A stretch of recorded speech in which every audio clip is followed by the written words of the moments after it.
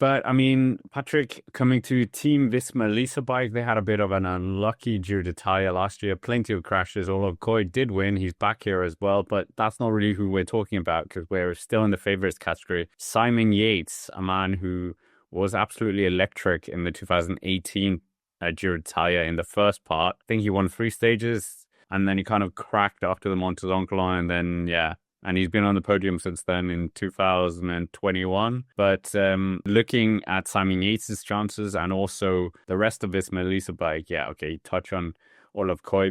We'll do that later in the sprinter section. But what do you think of the GC part of this Melissa bike? Yeah, I think it's decent, to be honest. They've got a sort of a half and half team of sprinters and GC riders. Simon Yates will obviously be their main man. This year, he hasn't been spectacular, so I would say 14th in Tirreno Adriatico and 9th in Volta Catalunya. It's solid and steady. Does it scream at me that he's going to be contending for the victory? Not really, but he's also a rider who over the years has just become kind of comes a bit out of nowhere. I think especially back to the 2023 Tour de France where he finished in, I think it was 4th place that he finished. And that sort of came a little bit out of nowhere. And I think that Yates is just one of these seasoned GC riders who knows how to ride a Grand Tour, especially one like the Giro. Like you say, he's done very well here in the past. So I don't see a reason why Yates couldn't pull a big performance out of the bag here, even if the results this year haven't been necessarily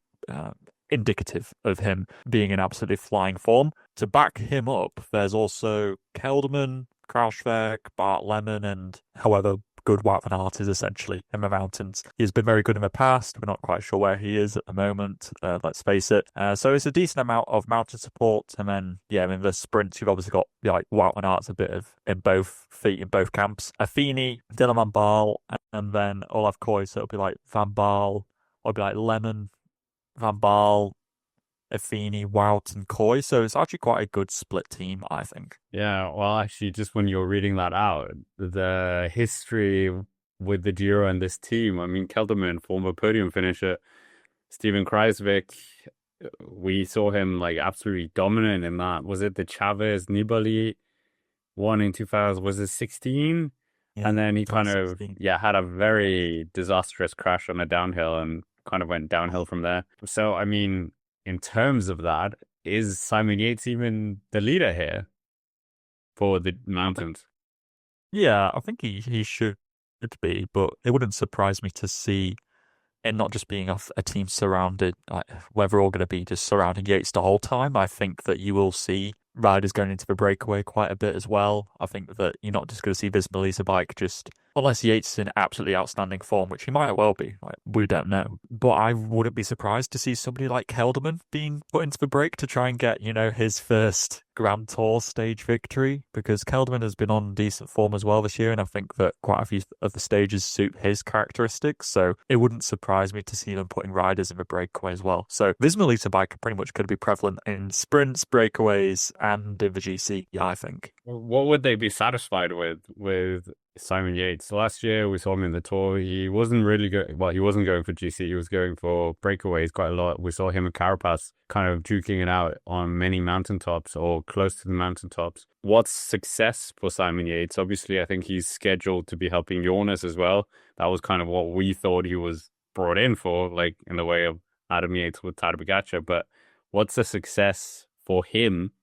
And what's success for visma-lease bike in the mountains? Because they were nowhere last year, nowhere in the mountains, nowhere anywhere. So yeah, because Brooks DNF'd last year. Yeah, Exactly. He looked like he was going to get the white jersey and maybe top 5, but yeah. I think realistically a top 5 would be a good target for them.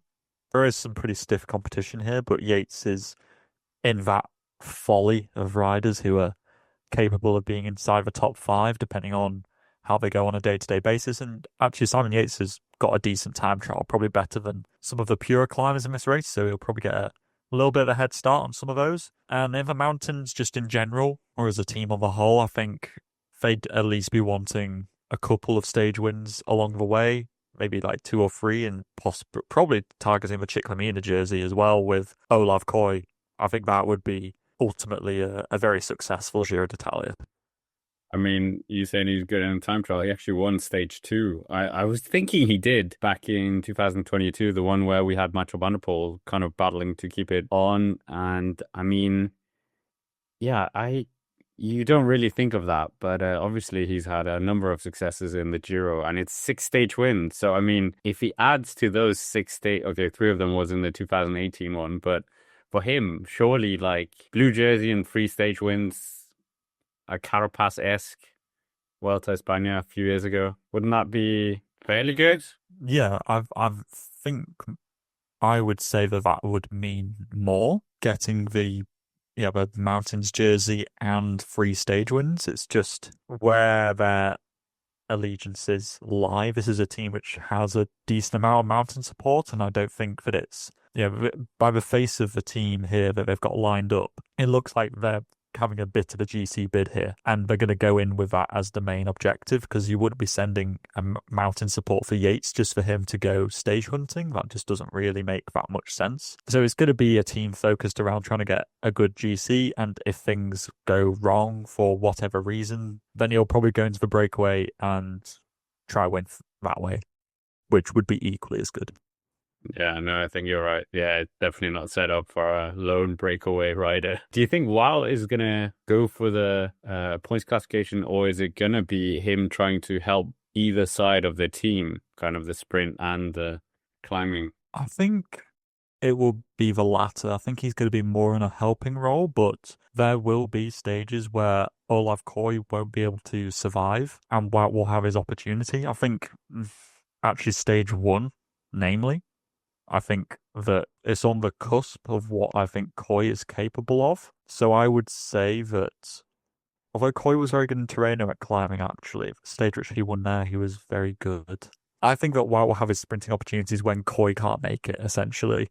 And other than that, he will just be in a supporting role for leading out Kooij for his sprints and also for helping Simon Yates. Yeah, I think that's very fair. But I mean, we might as well move to another team, and they finished on the podium last year with Geraint Thomas. That is, of course, Ineos Grenadiers. And I mean, Patrick, this team has quite a rich history with the race. They're returning with their last winner of the race, Egan Bernal in 2021, also the last time he was here. What do you think of their team and their chances and potentially Egan Bernal being back to winning ways potentially? It's a decent squad, actually. It's very focused around the GC, with Bernal and the Rensman heading up the team alongside Castroviejo, Lucas Hamilton, Brandon Rivera-Smith, Kim Hajduk, Josh Tarling, and Ben Turner. I like it as a team. I think, yeah, it's very GC focused with Bernal and a Rensman. They are kind of a bit of a yin and yang style of GC.